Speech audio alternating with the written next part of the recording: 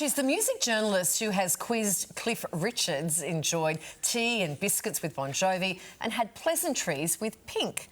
Now Ara Jansen is swapping rock stars for retirees, interviewing the elderly to help tell their tales. It's all part of a project set up by Dimity Brassel, who, after the sudden loss of loved ones, wants to find a way to keep their memories alive. And with the cost of living taking its toll on us all, she's hoping that the gift of storytelling will bring some welcome relief to Aussies of every age. And the dynamic duo helping to tell the tales, Ara Jansen and Dimity Brassel, join us now live. Hello, welcome to you both.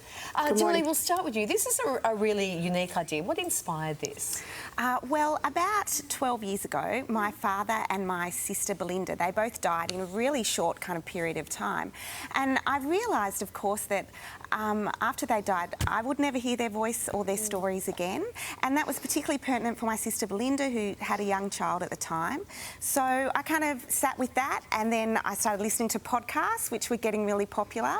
And then I decided to interview my mother, Anne. I used my own professional skills as an interviewer. And so she's the original OG, really. And I interviewed her, and we just kind of took a lasting tale from there. And we now have over 35 journalists, including Ara in Perth, in every centre, and we do professional, private, this is your life radio kind of interviews, really for the elderly. Our sweet spot is people in their 80s and 90s. OK, tell us how it actually works. It's such a lovely idea, but a lasting tale. How does it actually work? Is that when someone goes into a studio with you? No, we go into their home. We use really high quality mics that just go on lapel, so we can go in homes, aged care, hospitals. I'm off into a hospital today, right after this. And then our professional journalist sits down with you, and we sit with you for a number of hours. We get research from your family, and we just talk you through the stories of your life, and then we turn it into a private radio program. We mix in your favourite music, and I think that's our professional service. But I think what's really good to know this Christmas, when things are getting pretty tough, that we also have a do-it-yourself version. We have a mobile app that doesn't cost anything, and you can try it at home over Christmas lunch, and you can do all of that stuff. So you don't have to have the journalist come and do it. You can try it yourself. Try it yourself at Christmas lunch. You want to do it before Nana hits the sherry. Yeah. Ara, we'll bring you in here. This is quite the change from your usual clientele. What makes this particular project so special for you? Look, I really enjoy it because it's about talking to people in the community. They're telling you their life stories, they're being willing to share them with you, and they're telling you really all the little things that have happened in their life. And I love hearing those stories, whether it be people who've, raised good humans, or they've supported the dog home for all their life, or run a big corporation. It's an opportunity for them to look back on their life. Ara, you must have heard some fascinating stories from the retirees. Is there one or two that stand out for you?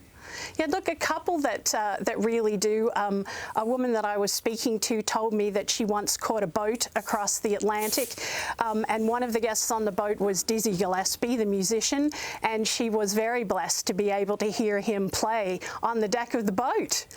Wow, how gorgeous.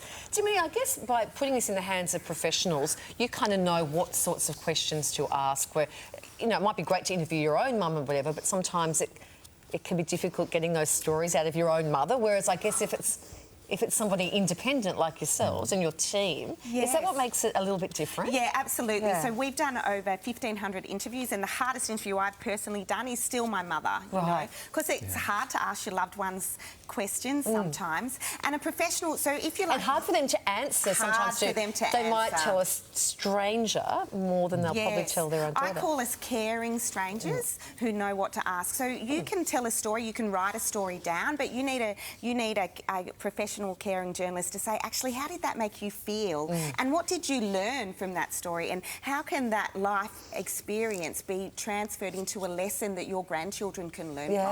Yeah. What about great Uncle Bert, who's been telling the story about the time that he flew solo in a hot air balloon around the world twice? And everyone goes, oh, he might be telling a bit of a fib there, but what about that? Do you fact-check some of the big stories? Because, sometimes they tell the big stories, don't they?